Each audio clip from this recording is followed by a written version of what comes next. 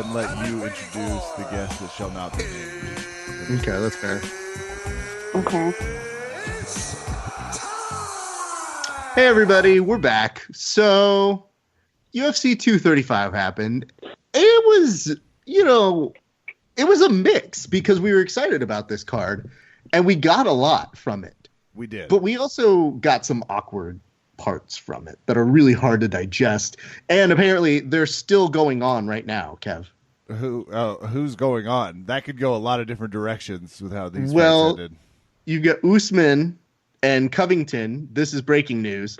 Getting into an altercation in what looks like a buffet line at one of the hotels or casinos. Been there. That happened to me at 7 a.m. at the Bellage once. I hear them.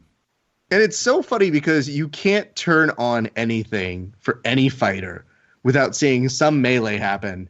And Ali, the Fein manager, who gets name-checked consistently by a number of fighters for both good and bad reasons, he's definitely in the mix too. So, yeah, it's still kind of happening. And it's weird because I like Usman, I don't like Covington, and I don't like the jib of Ali. So it's a weird myriad of emotions. Anyway, so we have some business to get to, which is we need to bring back on the guest that we had last week for Over Under, Kevin. She has been slaving. Yes, we do. We do. She has a lot to say because I know she was messaging me during the fights, and she really, really wanted to know how she was doing. And that's the mark of somebody who is highly competitive. And she's not the first, nor will she be the last. But ladies and gentlemen, let's bring back onto the show Ashley Lauren Rollo. Ashley, how are you doing? I am doing absolutely fantastic. How are you guys tonight? Very well. I'm good. Kevin might not be in a great place, but we'll get to that later. Yeah, that's what I was concerned. I didn't hear from him, so I was kind of concerned for his health and well-being. I almost wanted to send over somebody for a health and safety check. To be fair, people do this thing where when they can't speak to the Wizard of Oz, they speak to me. So when they can't get a hold of Kevin, they're like, Raph, pass along this to Kevin. And I always go, okay, yeah. Kev, you suck. This is what one of our guests is saying. And Kev will take a moment and he'll be like, well, that's hurtful. Please send them my regards. And I go, okay, well, it'd be easier if y'all communicated. But, Kev, what were your initial thoughts of yesterday's card? Because we have a lot to digest. Pretty long and semi-unsatisfying. Like, if this was a card I left, this is not what you asked me, but I'm going to do it like we're in an interview. If I could describe this fight in one word, what would it be? Unsatisfying is how I felt about UFC 235. And why is that? The infamous was that horseshit pick Ben Askren a win? I don't know that it was, and I don't think Ashley feels great about that. I could hear the semi-humble brag. Well, let's ask. Ashley, how do you feel about that horseshit win from a collar tie? Well, see, here's the thing. Whenever you get collar tied, it's only one of two ways. You either tap and you get submitted, or it hits you in such a way where you go up, not fully, but you go down enough where when you wake up, you kind of don't know that you went up. And that's kind of what looked like it happened. It looked like when he had him in the collar tie, his arm kind of went limp. I mean, I don't know if you guys watched the same thing I was. It looked like he was out. Like, he just went, like, complete marionette, like, dead marionette. And then he, like, woke up, and then, it was stopped. So, I'm actually kind of happy about that. That seems like one interpretation. Kev, do you have another? Yes, I do have another interpretation. He puts his hand down. God forbid. Now, I agree. That's a unanimous sign of that person's asleep. When they happen to put their, I'm being facetious, when they happen to put their hand on the ground, Herb's like, you okay? And he like hits his hand away. Like, yeah, I'm trying to get out of this stupid choke, but I'll be back in a second if you don't mind. So I found it to be a slight bit premature, and frankly, I'm going to call this one, I thought the broadcast kind of talked him into it. Because Joe Rogan was screaming, he's out! He's out! And I'm not sure if Herb can hear that. He woke up. Okay. here's what I'm going to come in here, because we had some responses online to some posts that we put up. And I'll make it very clear in saying this. Ben Askren has been so boring to me, but yesterday's fight was very compelling for a number of reasons. Number one, let's talk about Robbie Lawler coming out and welcoming Ben Askren to the UFC very quickly. Those strikes that he was putting on him were exactly what I wanted him to do. And old Robbie Lawler might have burnt himself out just trying to pummel him in a bad position. And it looked like he was kind of pacing himself, which gave Ben a little bit of a reprieve to come back into it. Now, to Ben's credit, when he was pushing Robbie back up against the cage, he was doing his boring work, but it was neutralizing what Robbie is so good at. Now let's get into the thing that made me upset. While I was really, really excited about that sequence, I get really mad when I saw Robbie leave his whole neck out as he was trying to get up. And I understand he's tired. I understand, you sometimes get a little lost out there when it's close to the end of a round or whatever. But when he does that, it's a marginal kind of mistake that somebody like Ben Askren will capitalize on. Now, a lot of people are talking about this bulldog choke. And first and foremost, let's just clear this out for any dummies out there. Bulldog chokes are legit. They are terrible to be in. And no one likes being in them. And yes, it can be one that puts you out. Did it put out Robbie in this case? In my opinion, no. And even with his arm going limp, I want to get into the number of angles I've seen on this, because this is one of those JFK shots. Now, Kev, what is your interpretation of him not going out? Because I have a certain recollection of how this went out, and then I saw it again. They Zaprudered it. So I'm obviously lashing out, which might be some foreshadowing into how these fights went, but I don't disagree with Ashley completely. To me, in real time, which is one of those sports has a lot of slow motion now. We might have too much slow motion. We should all agree on a speed that we can do this, because from different angles, I absolutely see that it kind of looks like his right arm is limp. But that's it. That's the only thing you're stopping this fight because of. Potentially, his right arm is kind of limp. It also appears in the exchange that he's saying, I'm okay. I'm here. And I guess I don't know enough about defending against that choke to know it's no. Do I go limp? That's kind of how I defend home invasions and aggressive alpha Kais. It's a strategy. You just sort of noodle yourself down, become a wet sheet. As Nick Gregory called it. It's the George Michael Bluth version of getting out of a move, where you just kind of slunder over and hope for the best. Yeah, you get the ball. Ashley, you were going to say something. What were you going to say? No, I was just going to say, a lot of it, have either of you ever been put out before? Yes. Have you ever gone out? Yeah, so you know how when you wake up from getting choked out, you don't remember, but you're like, okay, yeah, I guess I went out. But sometimes it just happens so quickly that you don't get that chance to tap. That's why you go out, because you couldn't get there in time. With that bulldog choke, and I will say, I was practicing it one time at Performance Institute with Gary Conan, and it got really close. And it's not one of those moves where it's slow moving and it'll take some time. It's one of those moves that you get it in the right spot, and it's almost instantaneous, Yeah, and, I see. I think that's what happened. I think he got caught at a good angle where it hit so quickly. I see your point, and I understand that Ben Askren has video of him that people are ascribing as part of their defense of him, where he's basically crushing watermelons, which is the weirdest form of testimony and evidence you can bring into the court of public opinion, but it's what people do. Mm-hmm. And to that, I respond and say, have you seen Robbie Lawler's head? So I don't know that necessarily is one that's going to crush easily, especially considering how we've seen it can be sometimes strong as bull. But here's where the issue for me comes in. This is why I feel that when people are talking about a rematch for this particular case, I actually warrant it. And it's not because I don't really find Ben Askren interesting. I have a lot of respect for him coming back after those shots. So let's make sure that's very clear. What I do have a problem with is if he went out, then why check the hand? Because if he went out, call the fight. But then when you check the hand and the eye line doesn't meet where the hand is giving you the thumbs up, that is going to fall on the ref. And I will tell you this, the minute that you saw, after it was all said and done, Herb Dean, he had that look on his face that's like, oh, shit. But he called it, and we all have to subscribe to, well, that's the end of it. And Robbie, to his credit, was like, especially backstage, he said, you know what, man, I'm not here to bitch. Hats off to him. You know, I'd love to run it back. And they're like asking him to really, really clarify his stance. He goes, I'm not coming out here making mistakes. I just want to have that match again. And, you know, credit to everybody involved. But the whole reason why I think people are missing the larger picture here is if he goes limp, call it right then and there. If you're going to check that hand, you have to monitor if that hand is giving you a thumbs up back. And there is a clear thumbs up.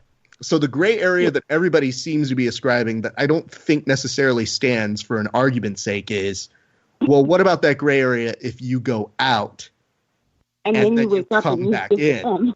And that's a weird area. That's where we get into that element of, okay, well, how much are the refs involved? And I really do feel that if that person, and you are checking that, and let me just say this real quick. If you are in professional wrestling, they do a 3-hand raise before you go out. And many a time, I've seen many a people, a.k.a. Hulk Hogan, give you a wagging finger. So it can be done here, people. And everyone's always been fine, to your point. We've never lost a pro wrestler with the simple 3-up and finger wag system. Exactly. Simple. So when you look at somebody like Robbie Lawler, here's where I think the issue is. For me, in the terms of why it's disappointing. Number one, you see Ben Askren, who's going to continue into his geek heel character, or persona that he's going into. But him going out and saying, like, is that the best you've got? And I was like, let's rewind that tape of you got that's Herb Dean. He's Death great. Valley Driver, and also getting knocked silly for a little while. Like, dude, I get what you're doing, and I understand it, and it's fun, but secondary, when he was backstage and he said, he's like, oh yeah, I don't want a rematch. And Dana White, when they asked him in the post presser, they go, Dana, you know, what are you feeling about this? Where do you see you're stepping in? How do you see we're going to go from here? And he goes, oh, we're doing a rematch. And they go, well, that's really funny. Ben Askren was saying he doesn't want to do a rematch. And he goes, yeah, fuck that. We're doing a rematch. Well, I honestly, listen, you know, when I picked Ben Askren to win, it was really hard for me to pick him. Strategically, in this first fight, I think he needed, when they fought each other, I think off the bat, Ben was going to win. It was going to be tough. I think Robbie needed to kind of feel himself again. You know, he needed to feel Ben out. But I do think in the rematch, I do think Robbie's going to take him out. That's interesting. That's why Ben doesn't want to fight him. I think Ben doesn't want to fight him because he knows that this next time, that's it. Robbie knows what he needs to work on. He knows where his weak points are. And I think that that's what's going to wind up happening ultimately. That well, if they're in this rematch, it's also just a really particular area that you don't find too many people lose to in that section. So it's not to say it can't happen again. It very well could. It's just a matter of, I don't know. I mean, even if you do see Askren beating Robbie Lawler again, I don't really see it by a bulldog choke again. No, or at least like he's that. He's going to have to work for it. But anyway, I would say this. And the thing that I think is disappointing, and I'll throw this over to you, Kevin, in a second, which is the thing that left me on a sour note was this. As much as I don't really care, I do feel a sense of empathy for when an athlete does come back, does put on a good performance, and they didn't really do anything wrong here, but that they don't get a definitive win for their debut to quell some of the naysayers. And on the same side, you feel like Robbie Lawler didn't really get a fair shake. So those are the two things that I would say. Kev, is that a fair assessment? Am I going crazy here? Because we're getting a lot of Askren fans being like, look how powerful he is. He's so good. Oh, my God. Love him. I don't think Askren's that powerful. Ooh. I don't. Listen, I really don't. I think his cardio could easily use some work. I think that, personally, his wrestling is absolutely outstanding. And the fact that he's been training ridiculous amounts with Tyrone Woodley, you know what I mean? I think that shows where his ground performances come into play. But I think ultimately, he's not as athletic as Robbie is. Well, sure. But I still call to question in my general issue, and I'm down for a rematch. It sounds fun anytime you have a fight like this that goes unsatisfyingly, back to my one word. Mm-hmm. But I do want to make a note of this. I don't have a ton more to contribute, but I did actually enjoy the way Ben Askren handled everything. Joe Rogan was asking him about, it's controversial in the really passive-aggressive way Joe does after a fight. And he took it in stride. Just not my job to call that. I just beat people. It's like, is this the best you got? I enjoyed it. I was down. It actually almost made me like him more with how he handled it. Yeah, because he knows people are going to give him a lot of crap for it. He knows that no matter who it is, they're going to give him crap. Some people are going to, it's just the Ben Askren fans are going to come out like, yeah, he won, he beat them. But then you're going to have other people who don't really care either way for Ben Askren. They're going to be like, well, bro, that fight wasn't, this. It didn't end like this. So either way, like, you know what I mean? I think he did handle it well. And I think it calmed him down a little bit. Like, he is still kind of, I don't want to say, like, in the spotlight and being a loud person, but I think it may have humbled him just a little bit. We'll see, because I'm now curious as to what this is going to do for him. And somebody was saying, they're like, well, I think it was Vince who put out a note that said, hey, Raph, I really don't want to see this again. It sucks that it happened, but let them move on to other people. And I immediately told him, I was like, not at all. And he goes, well, why? And I go, because you need to work on Askren's bankability. I feel if you put him in that rematch, it will make him a bigger draw, win or lose. I really do. Yeah. And I feel like if you put him forward for whoever wins, because he wants to hold out for the, I believe it's the Till fight with, was it Vasquez? Who is it? Masvidal. Where is that one? That one is in. That one's in London. There's so many fights these days. Yeah, there's so many fights these days that it's so hard to keep track of when and where. He wants to hold out for the winner of that fight, and I feel like that would be him and Till would be interesting, but given this way more compelling narrative that you can push on, despite Darren Till his ability to sell that. I really feel the more interest would be in seeing Robbie Lawler and him. I think they could combine to another good fight. And I think that now Robbie Lawler, who is almost MIA from promoting this fight entirely, would actually have some grounds to be like, yeah, it sucked, man. I really hated that, but I'm going to come back and I'm going to put my fist through his head. And you might go there and say, yeah, I might think so. So that's my humble opinion on this. Yeah. Kev, let's switch to the main event because we will go top down. Was there a moment that you identified with Smith in this fight? Because I know that when I saw him in the fetal position multiple times, I thought, yeah, that's about what I would do. Yeah, there was actually many times, given his Midwestern sensibilities, was like, that guy is thinking. I will say, let's put an asterisk next to that last fight, because of a very bizarre referee's decision. And with this one, I would be somewhat remiss if I didn't point out two things. One, I was kind of looking for a finish, any sort of ground exchange, something to change up the pace of this fight. And two, we have another controversial John Jones is a fucking cheater. That guy will do whatever he can to cheat, including poke people in the eye, which he's been called out on many times, and now straight up kneeing them in the head while they're on the ground. I have a question for the fighter on this podcast right now, Raph. Ashley, in organizations that you fight for, are you allowed to knee people in the head while they're on the ground? No, but I will say this. When you're fighting, you have, like, you do know what's going on, but you also don't know what's going on, if that makes sense. Like, you just kind of go into this mode where you're just like, all right, I have a knee, let me use it. I have a hand, let me use it.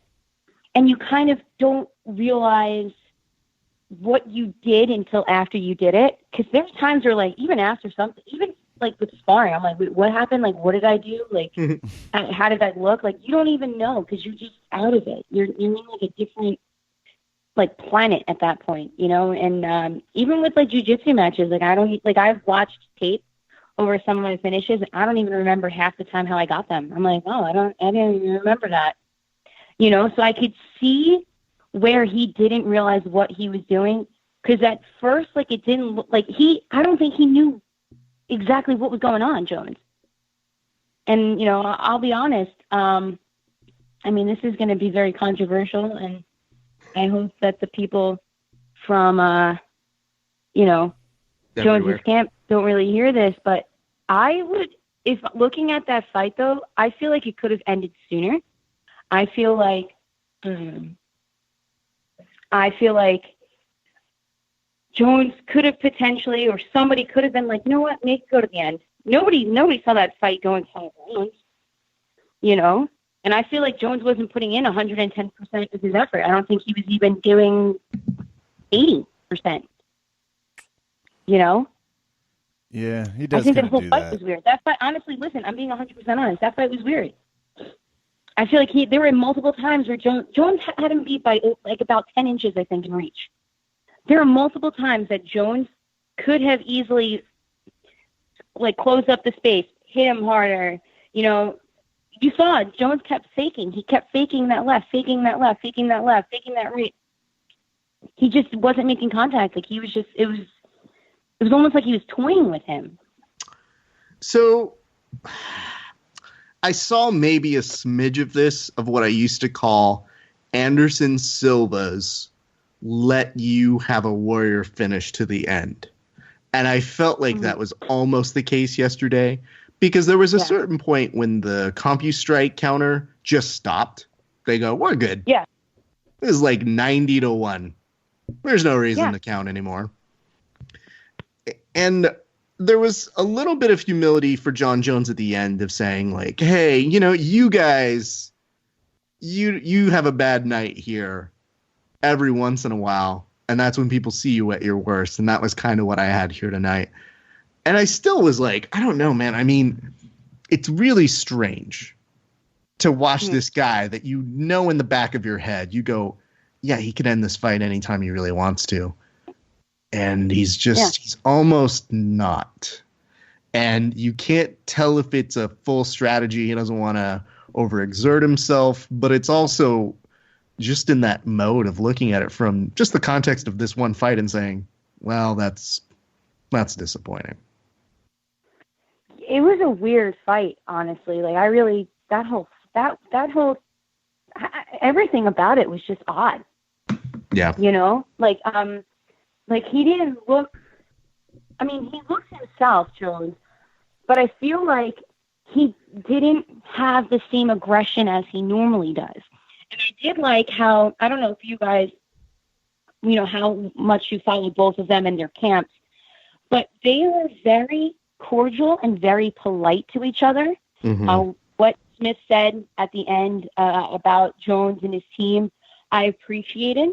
I wish more athletes could be like that. You know, Gibson, who is Jones' striking coach, had nothing but amazing things to say about the head coach of Anthony Smith. It was, they were very gentlemanlike on both sides. So it was the weirdest, like I said, it was a very odd exchange. Like Jones looked like he was toying with him like a cat with a mouse. Like, all right, I'm just going to go to the fifth. Yeah. Almost as if somebody was betting on it. You know what I mean? Like, just drag it out because nobody saw that happening. Well, to Kevin's point, I called it like extra second, beginning of the third, like for either a knockout or, you know, that's what I was expecting. I mean, to Kevin's point, there was a certain moment when I looked at this and I go, is he heat checking himself with this kick? Because with this illegal kick, is he saying like, ooh, just to make things interesting, can I still win this fight even if I lose 2 points? And I also joked online that, Kevin, I don't know if you tally this at home, but I said what the audience may not know is each of those point deductions is for each failed test that he had that week. And it was 2. Just as it was 2. Just to remind everybody. I don't know. Kev, okay, here's my question for you now. Do you want to see Jones Cormier 3? No, not a ton. Tough shit. Not unless it's at a fatter weight division. That's all I've ever wanted from this. Now that's the thing. Dana's trying to make that happen. So Dana comes backstage. And yesterday, Kev, I really wish that I could show you highlights of this post presser, because this was Dana at his most petty. And I was all about it last night because he was not feeling anybody. He was in a place of not being mean or overly bitchy as he can be. He was just kind of handling questions on being like, nah, fuck that. We're going to do this. Nah, fuck that. We're going to do this. And when it finally got around to the idea, because they asked him, they're like, hey, Dana, we noticed that there was a little bit of a weird moment with you and Ben Askren at the weigh-ins. Is there still beef? Dana actually lost it and goes, oh, my God. No, Jesus, this guy thinks I hate it. He's fine. Are you fucking serious? Like, seriously, dude, I've never seen anything. I said one thing about him 5 years ago, and he talks trash about everybody, and he still can't go over what I said 5 years ago. Jesus. So that's the kind of Dana White that you saw. But when Dana was trying to go backstage, and people were asking him, like, what's the next thing for Jon Jones? And everybody kept mentioning Brock Lesnar.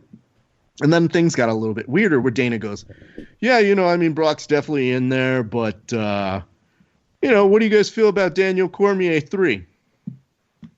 And Press Row just kind of goes, what fresh hell awaits us in that fight is... That's going to be, if that fight ever happened, like, I don't even know. I honestly wouldn't even be able to pick. I really couldn't even pick on that fight for so many reasons. I'm emotionally and mentally invested. I would be, oh God, that fight. I don't even want to see it. It's like one of those things where it would be like one of those horrible, like, car accidents where you don't want to watch, but you can't help but watch just because you're curious. Just because that week, Jon Jones and Robert Kraft got arrested for playing blackjack at the same whorehouse. So it's one of those weird situations where Daniel Cormier has to decide because Dana's a real pan's ass about it. It's going to be like, we could go through with the fucking fights, but it's basically up to DC at this point. Does he want to fight someone who's on cocaine and just visited a prostitute, or doesn't he? But we'll find out. Stay tuned. That's what I expect for that third fight. Now, here's the weird part, because they did try to press him a little bit more. So Dana tried to throw one thing to Press Row that made me really laugh hard. So when he got some pushback on DC3, he goes, hey, but you know the fight I want to see with Jon Jones? Huh? Thiago Santos, am I right? Nobody in Press Row said a thing. I like what Dana's doing here. I do this when I'm trying to find drugs at a club. I'll just casually say it out loud. It's like a fishing method. See if I'm like, I could really go for some acid, and see if someone like perks up around me. That's essentially what strategy Dana White is using here. Hey, well, what about Thiago Santos? Who's into that fight? It's like, yeah. The magic of that, though, was when no one responded and Dana White was sitting there just trying to eke it out. He goes, all right, nobody. And then he went to attack individual journalists and goes, well, then who do you want to see? And one of the guys just goes, I'd see Brock. And he's like, really? Over to Thiago? Really? And he's like, yeah, I stand by that. And one journalist, even when he went to another one, he just goes, Dana, do you really want to do this in front of everybody right now and have this debate here? Why don't we go to another question? Dana's like, yeah, fair point. Okay. Uh-oh. This is great. So I thought, go ahead. Well, honestly, I don't really want to say this.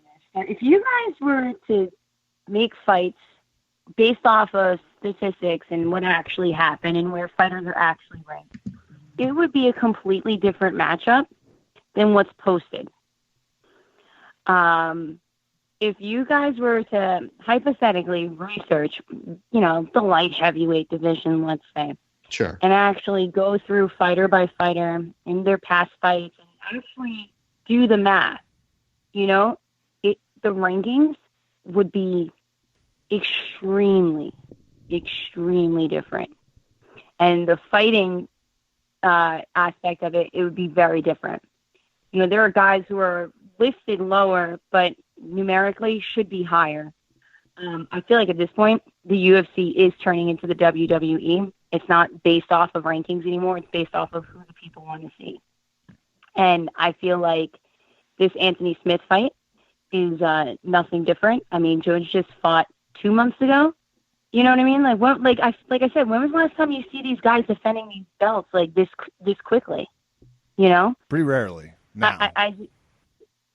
Yeah, now. But I'm saying when it was different. You know, I'd say maybe even 2 years ago, when it was based off of who deserved it numerically versus who the people wanted to see.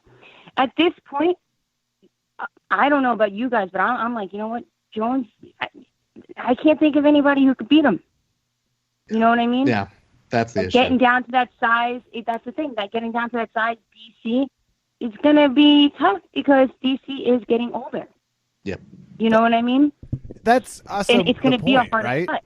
Okay, well, Ashley, you like this sport. You follow this. Is the move for him then for everyone wins? Because I agree. I'm looking at the top-ranked lightweights, and I don't want to watch him beat up on Thiago Santos. So does he but move you don't up? want to see that fucking fight? He moves up a weight class, right? That's the logical thing to do. If he moved up a weight class, yeah.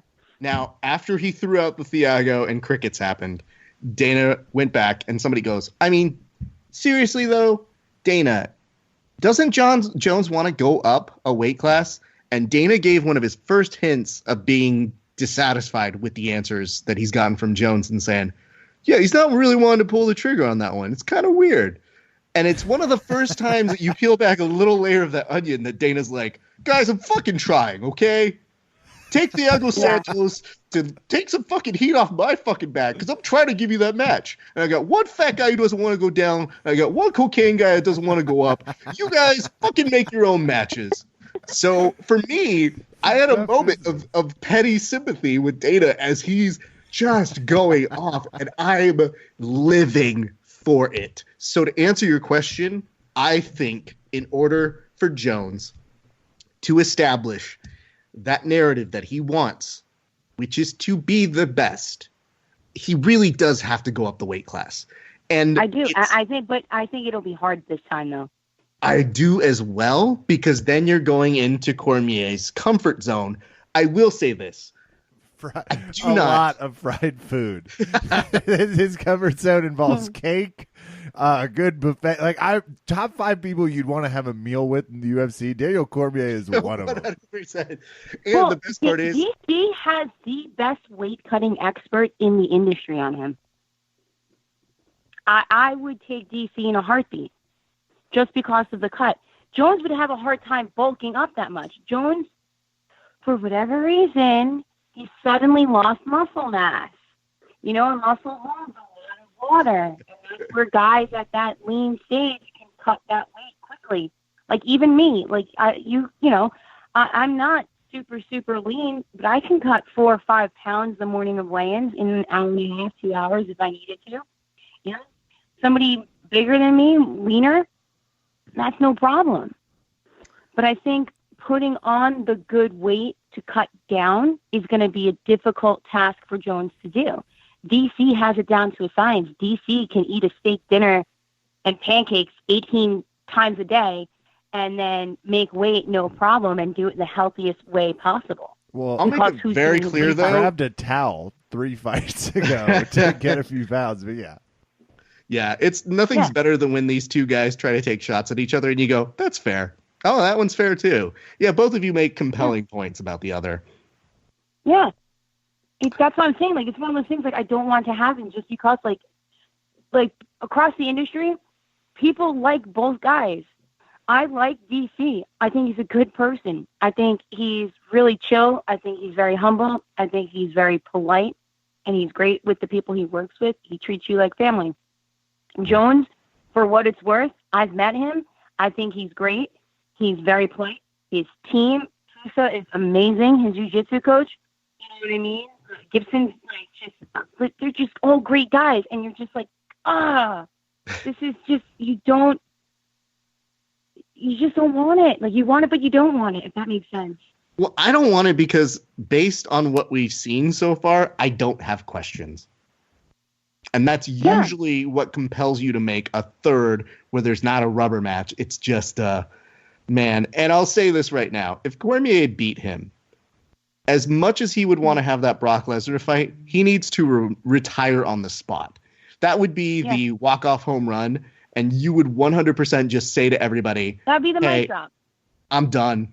And you know what? I don't care if I took a kick to the face and I ended up using that to win, because Smith did do the very compelling thing. And I think some people are now starting to make the case that maybe he should have actually taken the kick, even though it's the shitty human thing to do.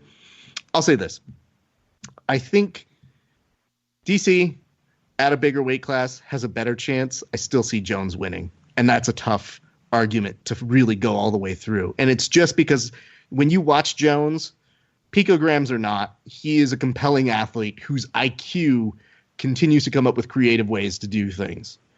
And I always am interested to see the combinations he puts together and how he makes corrections in the actual octagon. So there is that. Kev, we need to move. It's his camp. It's his camp, man. I'm telling you, I would love. I almost did. I almost got to train with them. And it's just, like I said, they're just like scientists. Absolutely. Kev, I'm going to do a reclaiming my time thing with Usman in a minute, but we have to have a special guest show up for that one. But let's talk very quickly about the Torres-Zhang match, which was probably one of my favorite post-fight interviews. Oh, I love that one. Zhang is great, but why is it one of your favorite post-fight? This is a fun fight. This is like two whirling dervishes just beating each other up. Zhang's jiu-jitsu's good. Her control and composure was amazing. In particular, the reason why I really liked her post-fight speech was just her saying, like, hi, this is my name. I'm here to kick ass. Yay, bye. And I just thought, like, just that simple ability to communicate in a different language and be very upbeat was like, yeah, it's kind of nice. I like that. Let's see more of her. That's why I picked her. Did you? Here we go. You picked her because you can hear the braggadocious. Hold on, I want to throw another asterisk. No. Here's the thing. Here's the thing. All right, like this sounds crazy. I'm not a huge wrestling fan, but just seeing her reminded me of this one woman that I used to watch myself like all the time, named Sumi. And just like the cuteness, she's just so cute. Like I'm just like, oh, she's adorable. Like I just want to hear her talk. She is very nice. You know what? She was very nice for a killer. For someone who's just spent 15 minutes did you see fighting.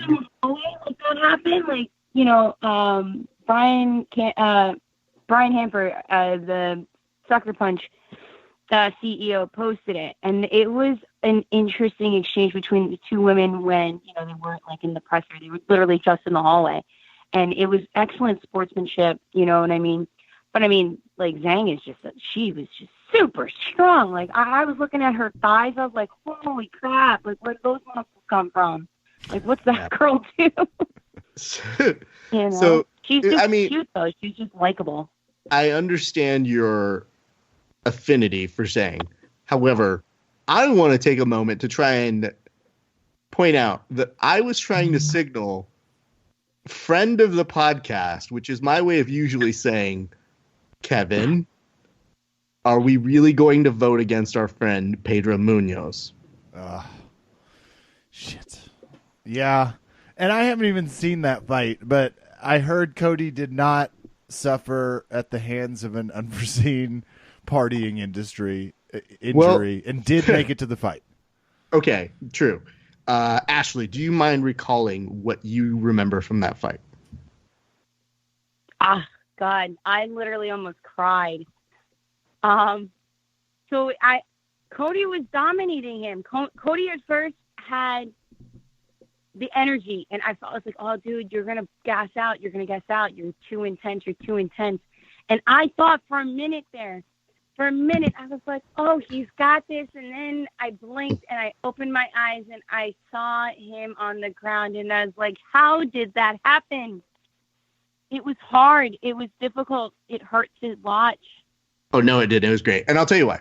Because, again, people, so as the moderator, I try not to be impartial. That doesn't sound right. Anyway, I try not to really... It's adjacent to that. Thank you. Something partial.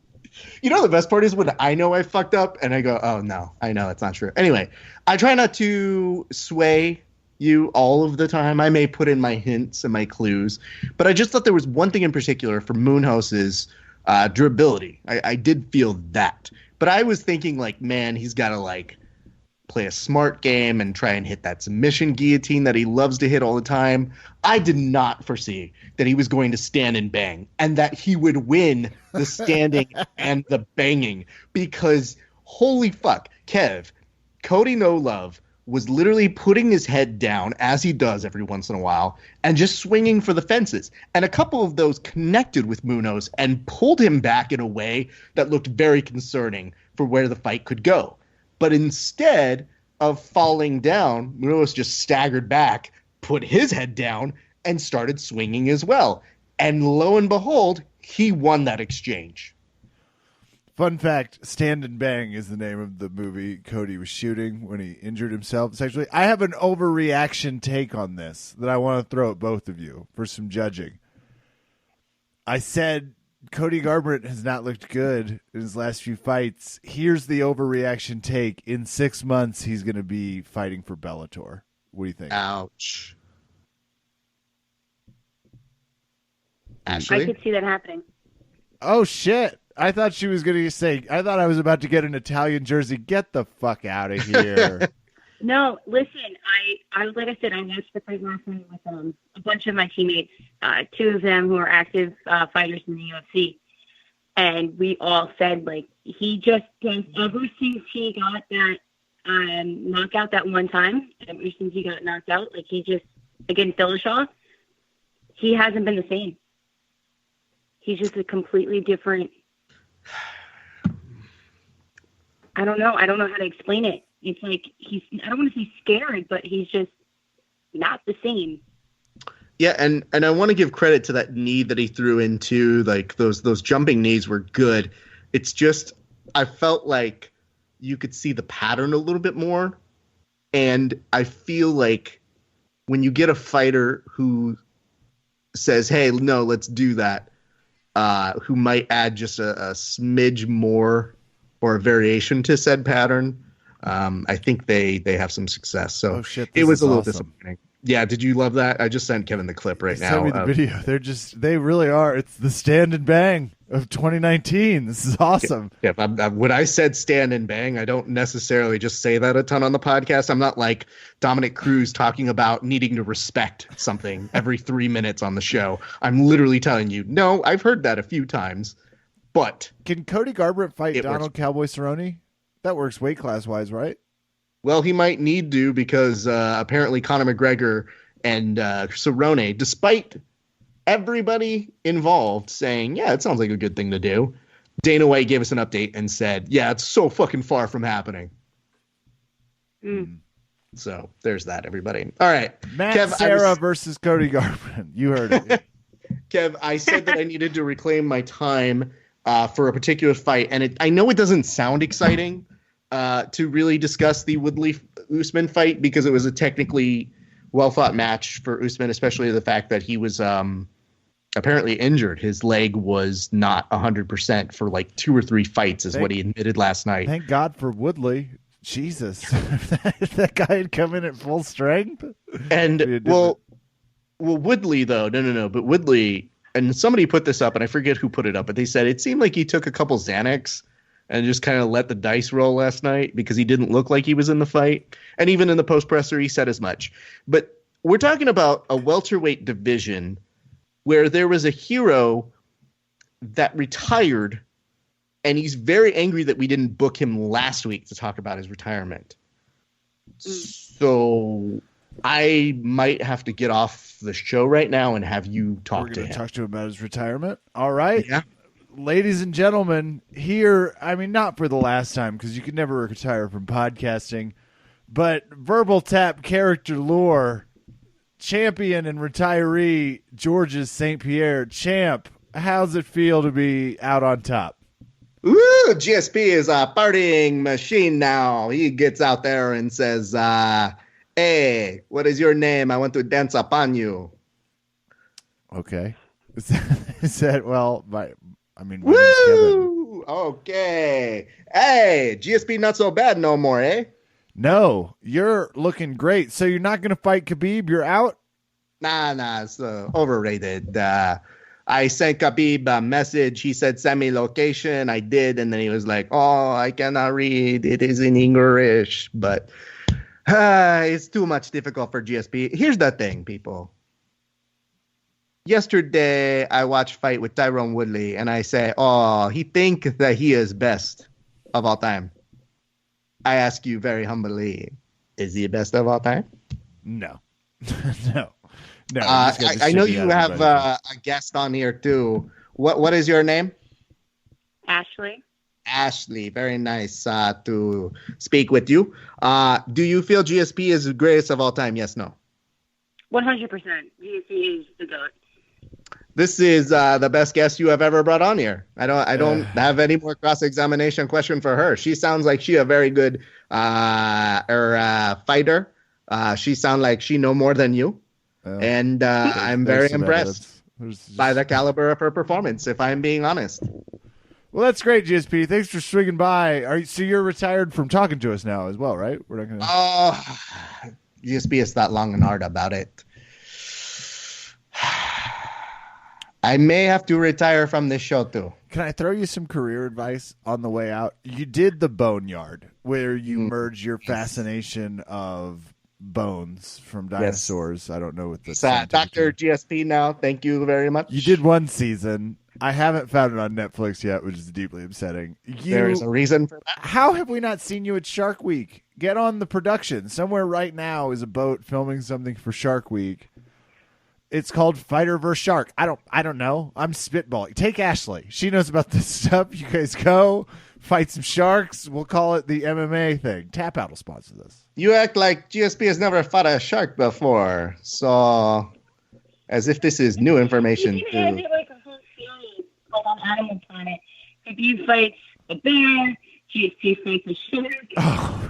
You know, we'll just make it a thing. We'll make it like a Nat Geo special. This is even better. Completely agree. They had Michael Phelps hypothetically racing a shark last year. They strapped fins to him. Who knows? Yeah, okay, Americans, you talk about your entertainment television. You have swimmer swim real fast against sea mammal. Very nice. Okay.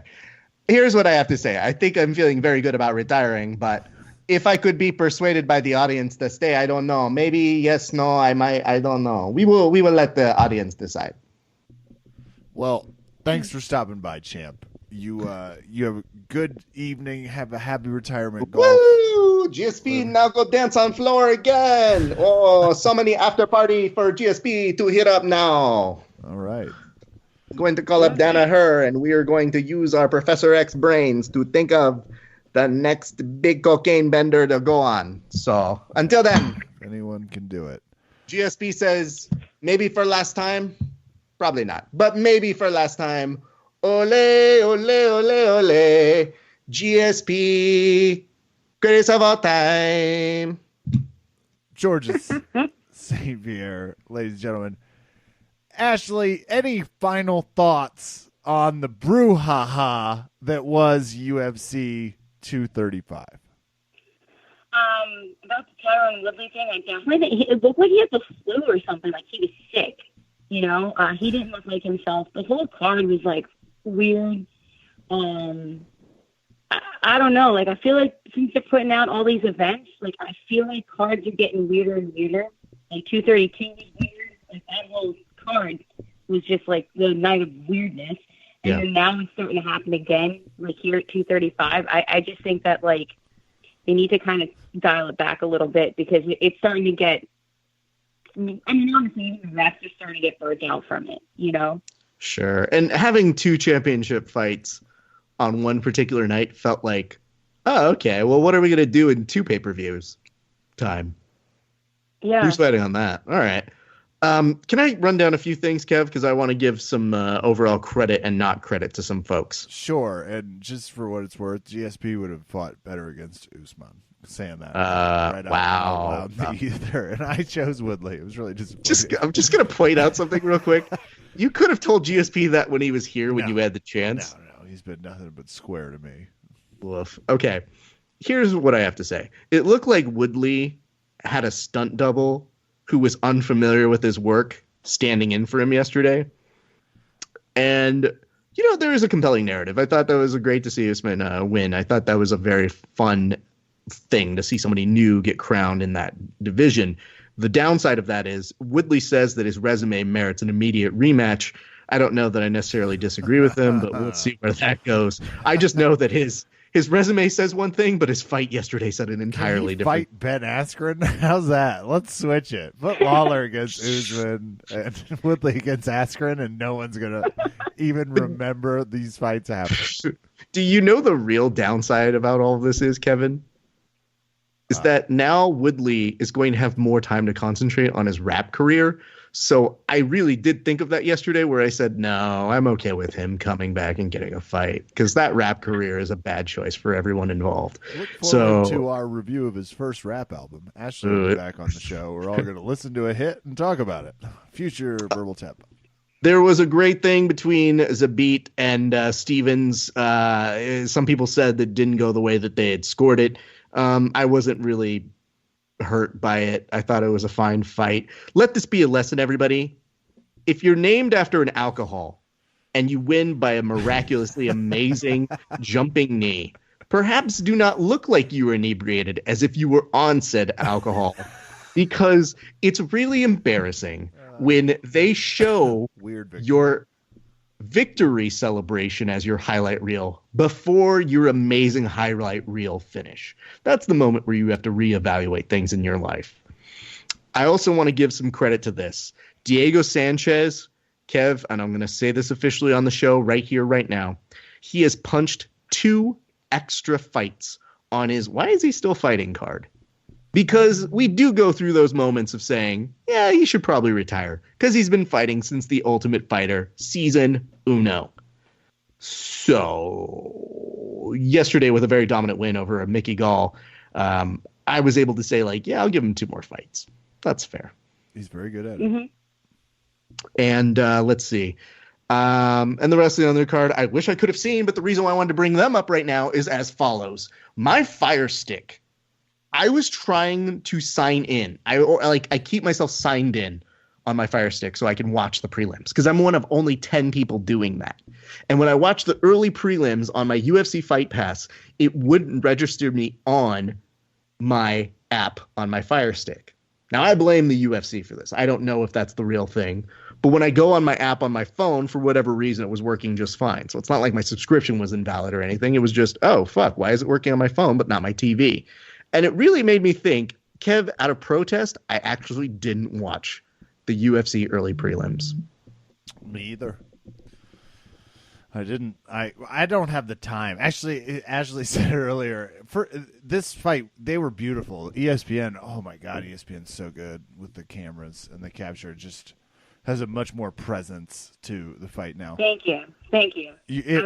I appreciate that. Admittedly, do you see it too? Yeah, sure. I think it looks fantastic. It looks beautiful. It really does. Like the actual, I am somewhat curious of the logistics of like what type of cameras ESPN's using and maybe some of the upgrades because it's present. Second, and just in terms of these particular fights, I completely forgot the point I was going to make. Now I'm stuck on the ESPN Ultra K stuff.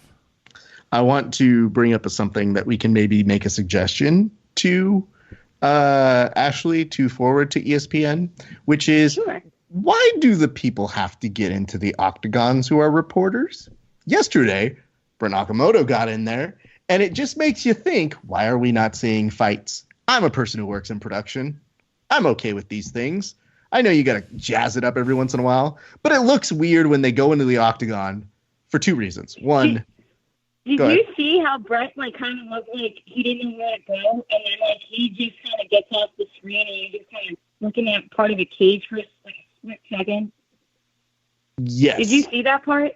I did, and I felt like that was a very real expression. A couple weeks ago, we saw Megan O'Leary get in there as well, and she is blissfully doing her best to try and make the best out of it and saying like, hey guys, there's some amazing facts that you might not know about, but I'm going to tell you them right now as I awkwardly walk around this octagon and make you forget that fights should be going on right now. Anyway, let's go back to the people at the booth.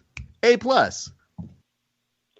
See, there's been a few things that could possibly happen when that happens. A lot of the times, like, the director can be like, just go in there. And, like, the talent's like, what? Why? And the director's like, just go in there. Or they have been having technical issues or something happens and you can't cut to a certain camera. You can't get certain shots. So you're like, all right, plan B, get in the cage. You know, so it could be that because the cage cameras are working and operational at all times because they are different. They're on a different setup. But they have been trying different things to see what works and what doesn't work. I don't know if you noticed that there were certain announcers that weren't necessarily as vocal on this 235 as they have been in like the last two fights. So they're kind of just trying to see what works, what doesn't, what the audience responds to versus what they don't respond to. I thought last week when they just had Rashad Evans, I think, show up for a heartbeat, and they're like, Rashad, what do you think? And he's like, man, I think it's cool. All right, thanks, Rashad. Go away. And I thought they were that's going to that's what I'm saying. Like, they'll be impassive. Like, hey, you want to say something on camera? And, like, it's within, like, 5 minutes of them having to be on air.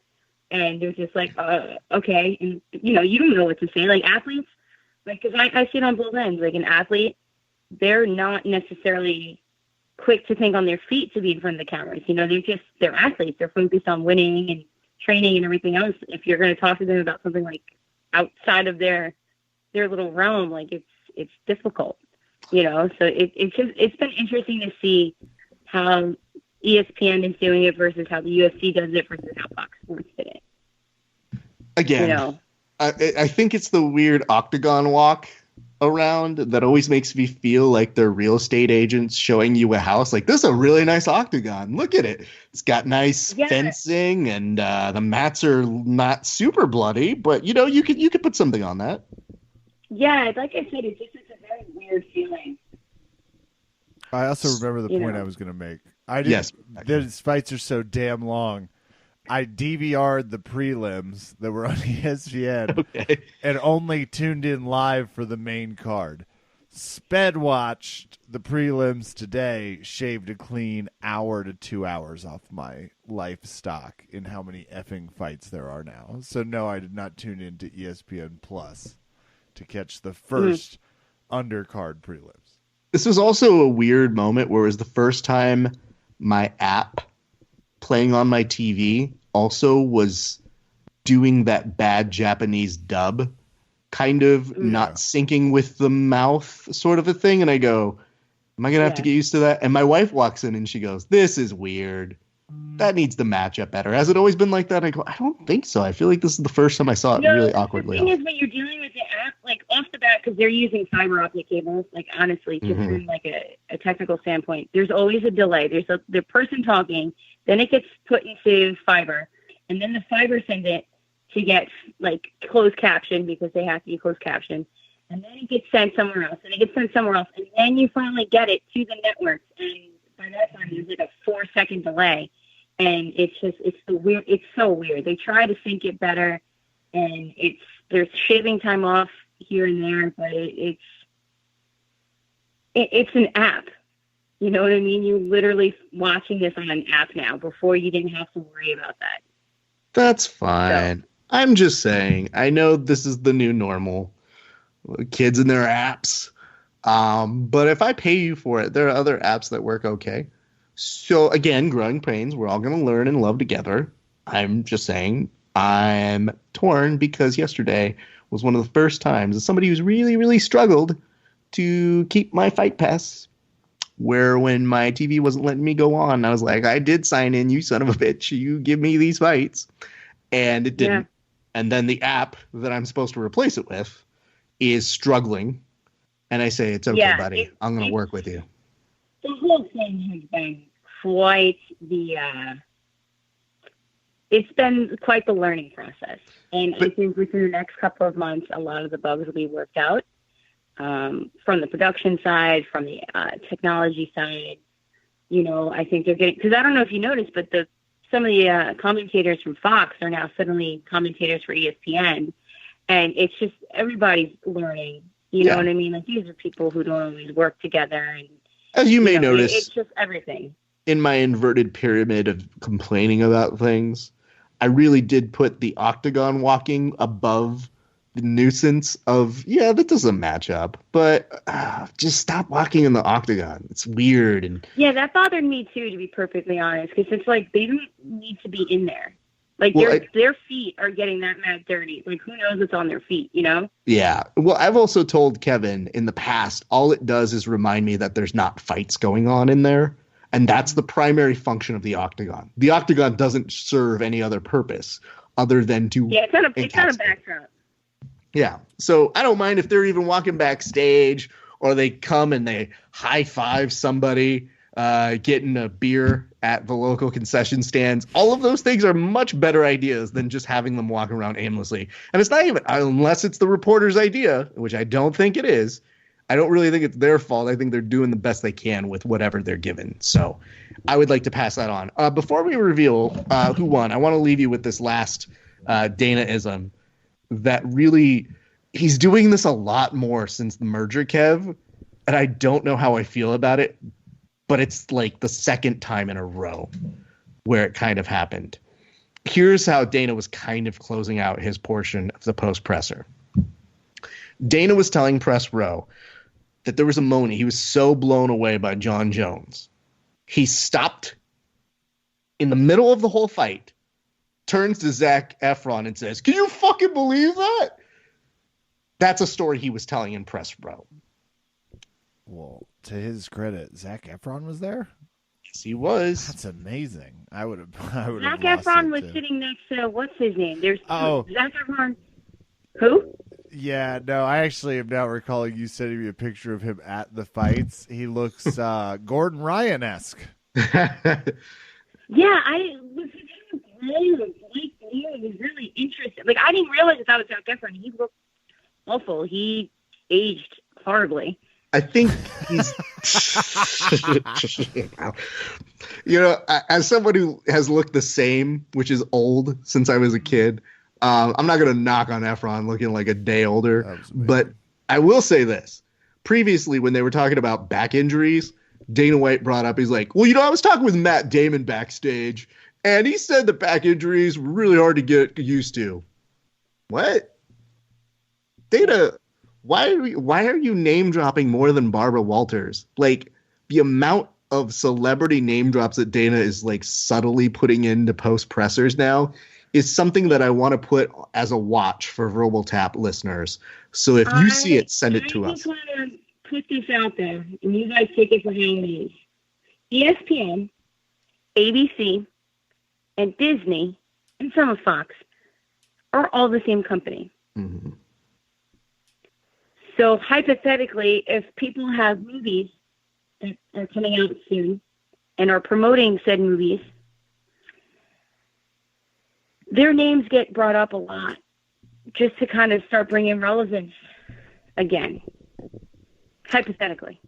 The Ted Bundy murder movie? So hypothetically, if in the next couple of weeks you saw on, I don't know, some morning show on ABC or a morning show on ESPN, Zac Efron or, I don't know, Matt Damon, it might make sense. Yeah, Dana did preview with saying, and this is how you know he's very randy. He goes, "We're working on something right now. It's going to blow your fucking socks off. You guys, you wait. I've been saying this for so long, but we changed the game, and we're about to change the game even more. And I know I say that all the time, but we're changing it again." And I'm like, he's up to something. And he goes, "Yeah, we're going to announce it in a couple weeks." So it does fall in line with something you're previewing here. If it is a UFC version of Regis and Kathy Lee or Kelly and whoever it is now, is it Michael Statham? Whoever, I don't really care. It's Strahan, but for a second I was like, it's Jason Statham. Wait, no, it's not. It's Strahan and Laura or something? Yeah, I'm not even sure. Kelly Ripa has Ryan Seacrest now. You're right. Thank you. Yeah, but Strahan has, it's Strahan and Laura. Well, Strahan has GMA, so he does Good Morning America. But here's what I really No, you'll see. He has a new show coming on at Oh, Michael he's Strahan has 67 shows. He's the best. Yeah, he does. He's doing a $100,000 pyramid show too. I mean, great Magic Mike XXL. I will say this is a lot more conversation on Michael Strahan than I thought we were going to have. We had slotted. Should we find out who won? Yeah, let's do that. I'm curious. I'm very curious. Well, good, because I just got a confirmation email of thank you for your order from bonfire.com, where you also can get a shirt that makes you feel like a real fighter. It's got the V-neck. It says fearless. There's some real American flag business, and I don't even remember what all the animosity was about. Ashley, I can't. It escapes me. Oh, should I remind you, or do we want to leave that one for the next time I'm on your show? I'm afraid again. This is gonna suck because now, we were like, she's a great guest. She's gonna come back on and talk smack all the time. And now this is going to be looming over me. You got 9 fights correct, though I would like to make my case. Okay. Of my only 6 fights correct, technically I should have won, and here's why. Okay. Anthony Smith courageously shows that Lionheart spirit and gets up after getting kneed in the head. There's 1. Now she's at 8, I'm at 7. Pretty close. Pretty close.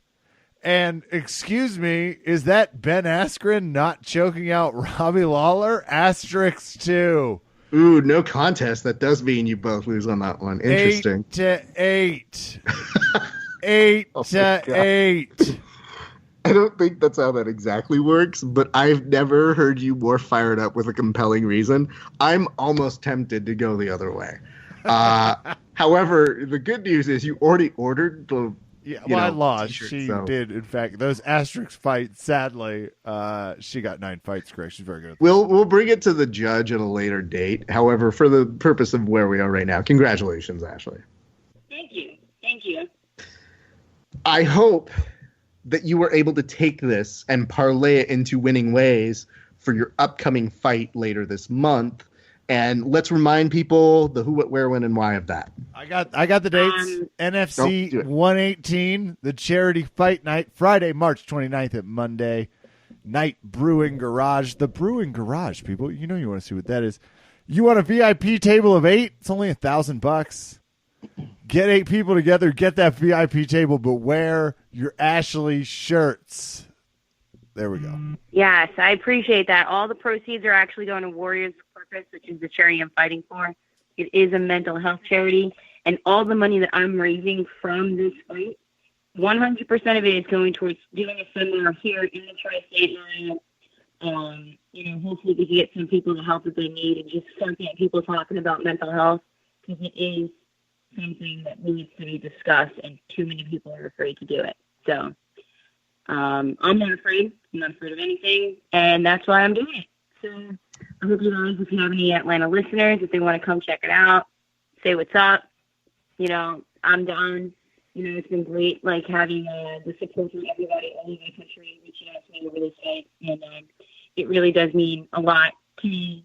You guys asking me to be on your show, because I do listen to your show, and it's just been a great experience, and thank you guys for allowing me to help bring awareness. So. Absolutely. That's always we're shitty people by trade, but we feel like we have a good platform to use. And so we think that you use that very nicely. Ashley, we're very much looking forward to seeing how your fight goes. We're looking forward to seeing you come back with a win, maybe even greater than you had over Kevin, though that would be a large amount of accomplishment. To do? It is, because if you knocked out your opponent in 20 seconds, I'd be like, that's a little bit more impressive than beating Kevin by questionably no picks, if you're going by Kevin's math, which science doesn't really recognize, but it's a damn shame it doesn't. Kevin, do you have any parting words to her before we let her on out? No, I don't. And Ashley, enjoy St. Patrick's Day with your Irish heritage in your lovely, huge state of New Jersey. Oh, my God. Ashley, do you have any advice? where people actually can pick fights. Well, let's relax that. Just you're not representative of everybody. You might be an outlier. Ashley, do you have any suggestions for Kevin going forward for his next over/under Kevin fight? He needs to Google what mixed martial arts is. He should probably look up what wrestling is, as well as Brazilian Jiu-Jitsu. Okay. And he also might want to look at the fighters that he's talking about so he can make a well-informed decision. Ooh. Because there's absolutely no excuse for being that wrong on an entire card. That got rude toward the end, but I will say this. We like to acknowledge and reward people who don't do research because those are the real heroes. But let's say this, Ashley, we're going to keep an eye on how things are going. We will be messaging you and keeping in contact. You are a friend of the show, and anytime we can help you plug anything, do not be afraid to get out and reach back to us. All right, man. I appreciate it, guys. Thank you.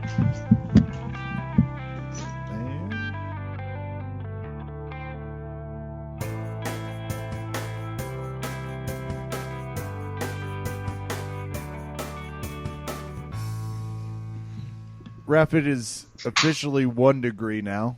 It was 5 when we started the podcast. We have a lot of snow on the ground. I went swimming yesterday, and I went swimming with an old friend. North-South Jiu-Jitsu underwear. It's helpful to have them. They were durable in the pool, haul up in the chlorine, remind me why I'm getting in the pool to do a little Salo Hibero cardio training for that Jiu-Jitsu stuff. Pool's a little warmer than expected, so not the point. Thank you to NorthSouthJiu-Jitsu.com for making the best design gear in the grappling game. It'll serve you outside when you're exercising wherever. Free shipping, orders over $80, U.S. and Canada, 30-day money-back guarantee, NorthSouthJiu-Jitsu.com. Head on over for the Heathered Gray selection. And don't be afraid to check out their men's compression spats black. What a deal. Ref. Yeah. I would understand if you replaced me on this podcast with Ashley Lauren Rollo. I would understand that. She's got a fight, and she's one of those East Coasters, so I don't know how it would go. Mm-hmm. Timing's all off. Hard to get in touch with. She is great. She brought quite a bit of expertise to this card, and this was UFC's first, I think, real big card since moving to ESPN. A lot of cool things, a lot of cool changes for them so far. Kev, but Johnny Walker I have to interrupt you because I'm fuming, but I'm also in my element of, when I'm right and I need to prove that I'm right, yes. I need to prove that I'm right. Okay. What did I tell you was going to be the fallout of Tyron Woodley not, defending his championship successfully? I definitely do think you predicted Colby Covington would be dialed up to the 9s on the annoying level. That is not what I would like to discuss at the moment. That's going to be annoying. But the bigger issue is I just sent you a video to your Facebook, and I need you to acknowledge what you are seeing. Tyron Woodley rapping. Yes. This was from his after party. Oh, he looks okay. He looks just fine. Was he which is saving amazing. Up energy for this show? Probably. But that whole time he was underneath, he was probably like, damn, what's my second verse? Shit. It's going to bug me. I'm going to forget it when I get out there at my after party on the stage. I mean, I'm not winning this fight, so got to win that. That's amazing. So I want to make sure that you understand that when balcony, like this is not a place. This looks like where, if you're a Parks and Rec fan, John Ralphio would have staged this party. They 100%. It is he and his friend on the balcony with a turntable rapping, and there's it's not like a mob of people in front of him stage wise. It could just be at a hotel, but you don't get a good sense of the crowd. Yeah, so I just wanted to say, when I put out precursors, like he's going to have more time to work on his rap career, I'm not just making up shit. No. That's all I got. We've got Colby Covington already fighting. We've got this. LeBron James has an album coming out with 2 Chainz. There's a lot of crossover. Kev, are you excited for the Space Jam 2? Yeah, massively. Can't wait to see. He loves Kevin Durant. He loves Kyrie Irving. It's going to be like... Okay, but hot take. Space Jam is not great. No. The original. There's been a lot of old guy takes recently where they're shitting on comedy and things from our youth. And I think it severely undervalued. They're like, well, you can't make it like that anymore. It's like, yeah, because now there's competition. Because now everyone with a camera is funnier than that shit was. But there's good moments in Space Jam. I think it's more nostalgia that's painting it for us. Of course. And also, it's a killer soundtrack. And, of course, the Bill Murray cameo. So those things I understand. And I'm fine with. I just want to point it out for the people because that's all we have to look forward to out here in Lakerland right now. But if you want to see a sports movie that didn't age well, we've talked about it before, the movie Ladybugs, starring Rodney Dangerfield. Oh. That one really... That has a charm to it, Kev. No, if you haven't watched it recently... Oh, God. It's definitely, it's bad. Every gymnast that you can make. There's a scene where the joke is, as he's forcing transvestitism, cross-dressing on his, a woman half his age whom he's trying to marry's son, not his son. He is like making inappropriate things, and some woman is outside the dressing room thinking he's... I'm not going to say it because I don't want to flag this podcast, but it's very innuendo specific. It's horrible. So, okay, but then Rodney Dangerfield comes back and he's like, I don't get no respect. No respect at all. And that's funny. Now you know how our mother feels. Oh, we got to go. It's like, what the fuck is going on in this movie? And but that's the 90s. That's what we're fine. saying. I just need you to really fill in a blank here, which is... What were the events that led you to rewatching Ladybugs? Was it the 25th anniversary? You have to take some blame in this. Agreed. It was one of those movies I used to watch on TBS when I was growing up. And because of lack of taste, experience, and understanding about the world was like, oh, yeah, that's a good movie. And then it was on maybe How Did This Get Made or something, and Victoria was like, hey, have you ever seen a movie called Ladybugs? I was like, yeah, that movie's great. It's so fun. Oh, my God. And then I started recapping the plot. So we just rewatched it recently to get an idea, and it's worse than I could have ever imagined. Yeah, I don't know what to tell you. I may have to rewatch it now because... I feel like you're trying to challenge it. My wife is shaking her head no, so she's not in on that idea. That's fine. I've been watching a lot of James Bond recently on my own. It's on Netflix, right? Everybody's doing them all. Everybody's crunching through, except, and I almost think, Rap, you tell me how you feel about this idea. Yeah. I almost pitched you. I saw a friend of ours, Mark Shepard, post his definitive list. Yeah. And I immediately had that moment where I was like, should we do a completely James Bond podcast? Because oh my God, let's do it. Mark Shipper said that his least favorite James Bond is Die Another Day, which 100%. Is garbage. I'm not against this, but that is not the worst Bond movie. I need you to tell me what the worst one is. I can't even wait. Are we teasing this? Because you can't put this up to me. I love James Bond movies. And the reason you probably saw that appear on your list is not just because all of us discovered at once. We're like, oh shit, did they put them all on here? I have been chipping away. And I've rewatched Casino Royale. I've rewatched all of the Brosnan ones because I was like, I like Pierce Brosnan. Granted, he got a bad shake on some of these. But GoldenEye stands up. Yeah, GoldenEye stands up. And then, even though in GoldenEye he flies, and that's fine. But then when you get around to Die Another Day, he's fighting lasers that don't even make sense. Halle Berry thinks that she's great, except she has terrible line reads. And then here's the reason why I popped up on your newsfeed, which is I commented on that one, and I said it for sure has the worst song because Die Another Day by Madonna is the hottest garbage of all the James Bond themes. I know because when I play poker, we have the James Bond themes playing regularly. So I know these songs very well. Damn. This is awesome. Okay. So I was going to totally say Quantum of Solace is the worst. Oh, but okay, so here's my issue. I have to go back and watch that one because the there's grand plot is about them slightly raising the taxation on water in a drought-stricken country. Because I was trying to go back and say, like, okay, Casino Royale is a lot of fun. But I remember telling my wife at one point, especially as I'm watching one of the Brosnan ones, I was like, I really just wish that Daniel Craig could have some fun. Because sometimes James Bond is a product of its times. And when people are like, no, I need a gritty reboot. And I go, but these are usually light and fluffy. Yeah. And then it's Daniel he Craig doesn't have comes in. sex with anyone in Quantum of Solace. He he is a fucking Mormon in Quantum of Solace. Kevin's scale is way more fun. But when I was going through, I go, man, okay, I loved Casino Royale for what it was. I enjoyed it. Has sex with like 4 people in that movie, by the way. Quantum Solace. I tried to think of the plot and I go, isn't it some environmental bullshit thing? Skip. Then I see Skyfall, and I love Skyfall, and I know you hate it. And then Spectre was kind of a misfire. But the whole time I'm watching Spectre, I was like, oh, maybe he can have some fun now. No? Well, that's my hope, and he's got one more that he's doing.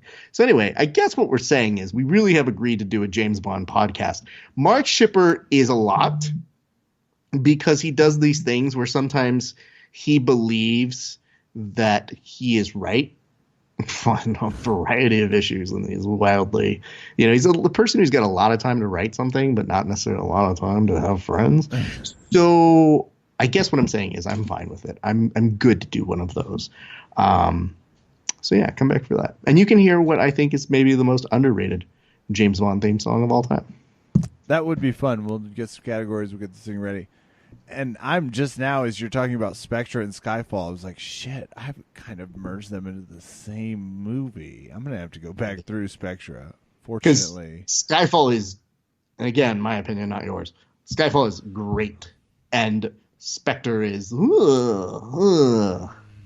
and yeah. Spectre has the cool scene, though, where he's in Mexico during El Dia de Muerte.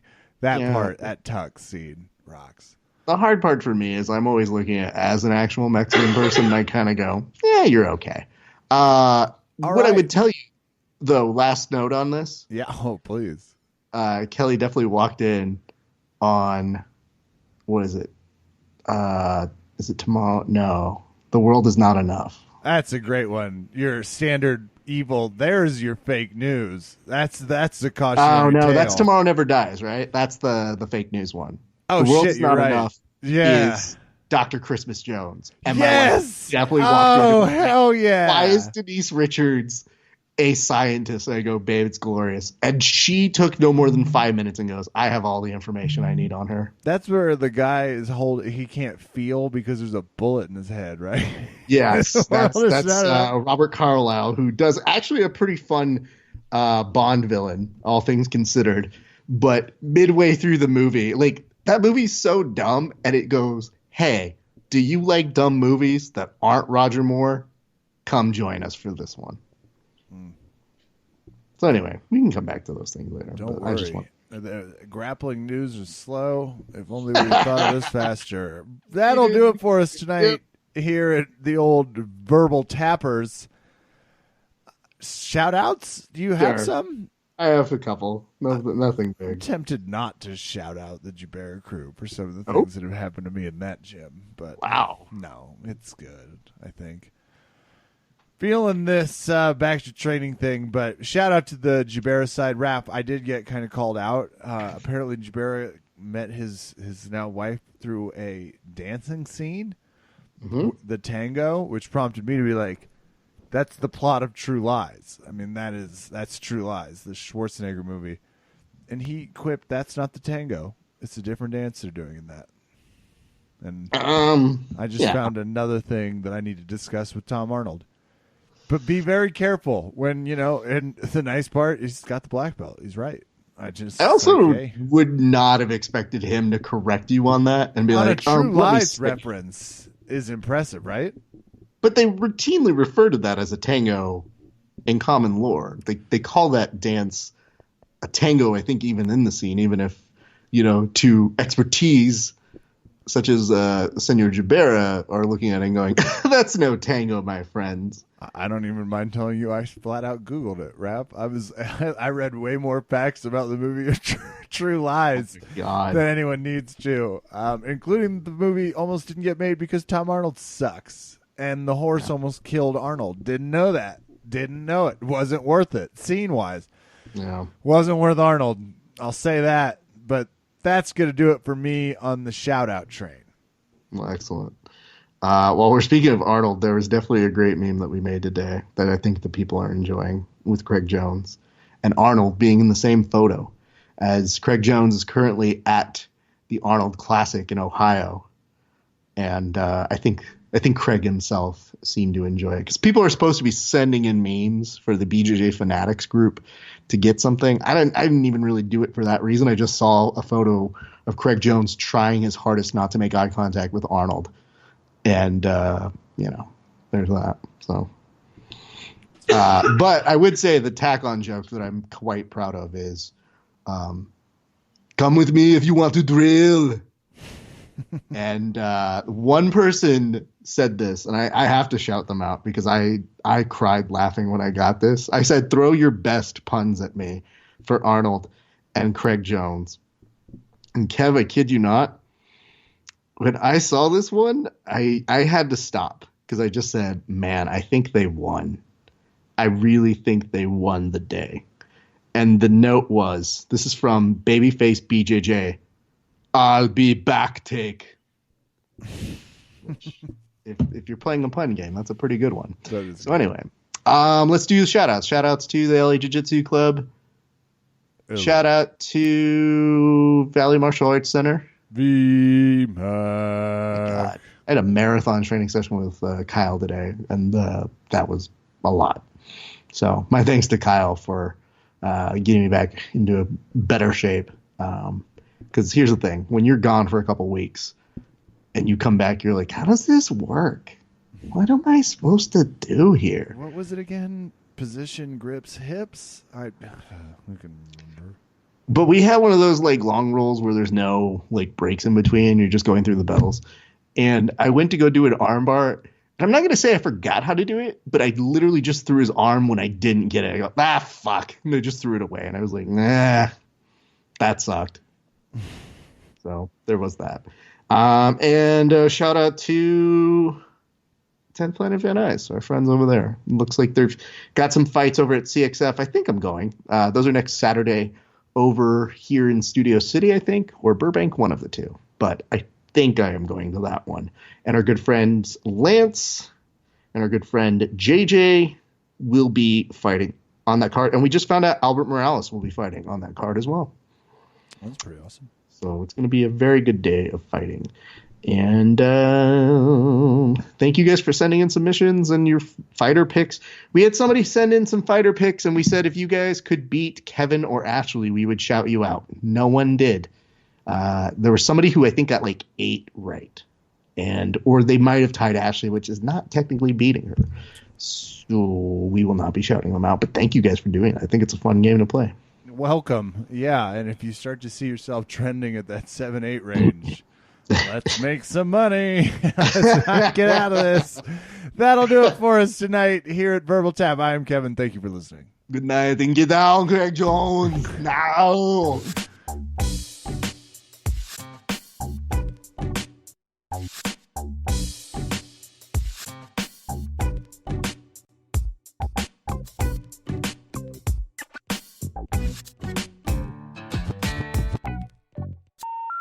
The number you have dialed has been changed. The new number is... Please note, the new number is...